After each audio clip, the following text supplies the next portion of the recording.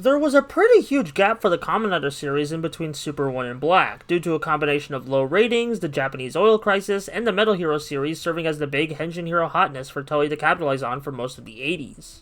However, said success of Metal Heroes did lead to discussions of Kamen Rider coming back in 1986, so in 1987, Kamen Rider would return to Japanese airwaves with Kamen Rider Black. This series would be a solid enough success to be one of the few Kamen Rider series to get a sequel story, the TV show Kamen Rider Black RX, but this would also be the last series of the Showa era, leading to the longest hiatus the Kamen Rider TV series had seen until the year 2000. Over the years, both series would get broadcast all over the world in other territories like Indonesia, Hong Kong, and Brazil, and even an American Power Ranger-style adaptation by Saban titled Masked Rider, though that's gonna be a story for another day. Luckily, the actual source material would come stateside with Blu-ray releases by Discotek in the 2020s. As for Kamen Rider Black, the show drops the audience straight into the middle of the conflict, with our main protagonist Kotaro being chased by the followers of Gorgum, a cult who's seeking him and his stepbrother Nobuhiko as the next Creation King. As for why these two specifically, the brothers were born on a solar eclipse on the same day, which makes them perfect candidates for becoming said king. The foster father manages to stop Kotaro from being brainwashed, but Kotaro is still pissed at him for being a follower of them just to get money for a small business, which was a great twist in the classic Rider origin story. Usually a character like this who helps the writer would be forced to do evil things till he had enough,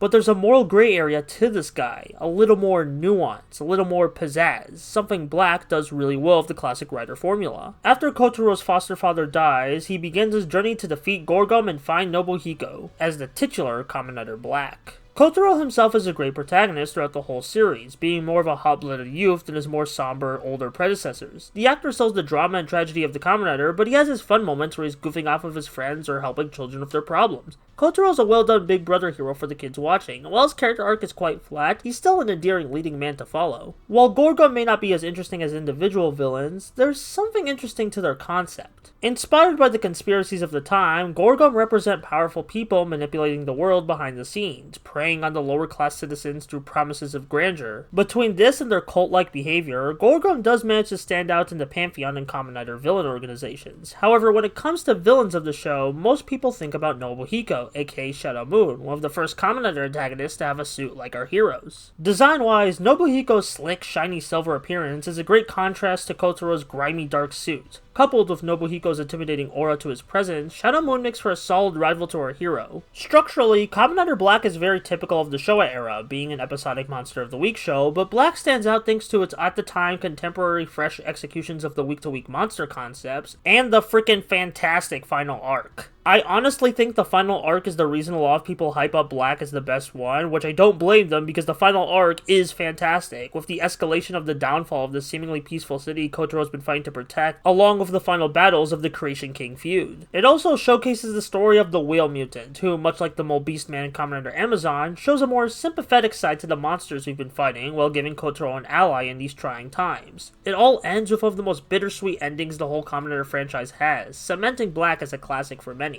However, as great of a show as Kamen Rider Black is, I have to give a warning to viewers sensitive to light with this show, as Bandai integrated their TV power line of toys back in the day with it, so when you would watch the show, the toys would activate special lights and sounds. These lights can be quite damaging and bright, so make sure to either close your eyes or skip around for finishers and transformations. It has been toned down in modern releases of the show, but it was still a bit much for me at times. Either way, I really enjoyed Kamen Rider Black, and can see why many praise it as one of the best Kamen Rider shows.